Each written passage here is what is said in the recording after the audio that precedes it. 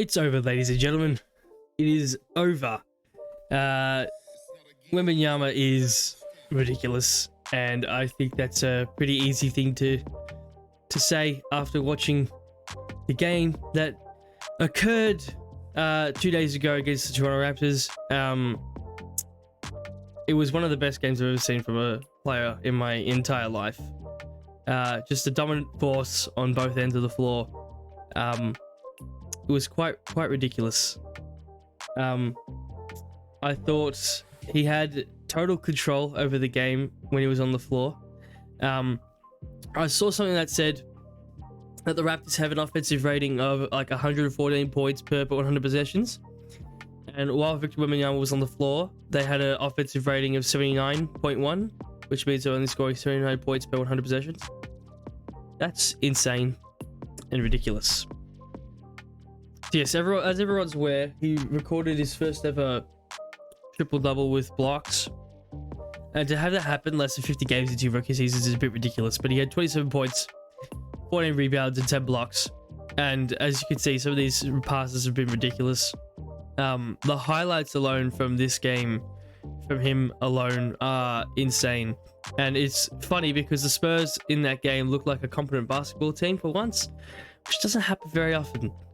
I know everyone's, talking crap about how, this team sucks and, no one's good on this team or whatever. But I think one thing that's very clear is that it took time to learn how to play with a player like that. I don't think anybody on this team has ever played with a player as gifted, as tall and easy to find around the rim as him. So it's also easy for us to sit back and look at it and go, oh look, they missed one underneath the ring. But it's harder when you're actually playing to realize that he's open and he's that big. You know what I mean? I reckon.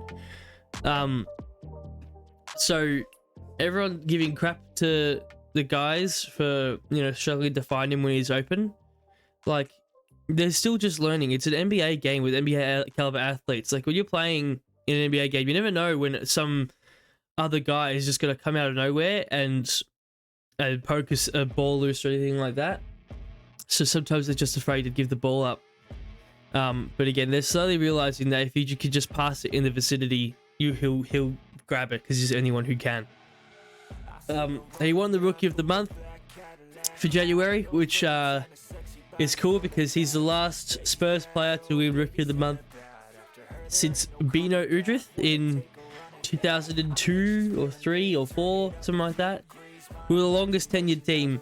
The Spurs are the longest tenured team to not have a Rookie of the Month, and so to finally get that is kind of cool. But yeah, it's just, I thought it was insane. The level of his 3-point shot has also been improving. I'm pretty sure in his last 10 games, he's up to 39% from 3. He also shoots, I saw from StatMuse, I think, or NBA University on Twitter, that he's shooting better on pull-up 3-pointers than the likes of like KD, and I think Bradley Beal's on that list. There's a few other names. I'm forgetting the tweet. If I find it, I might show it. But if that's true, I swear that that's ridiculous at his height. Again, his display of touch and understanding is on another level at 20 years old. And so the only thing I'll say about the whole Chet versus Wembanyama debate is that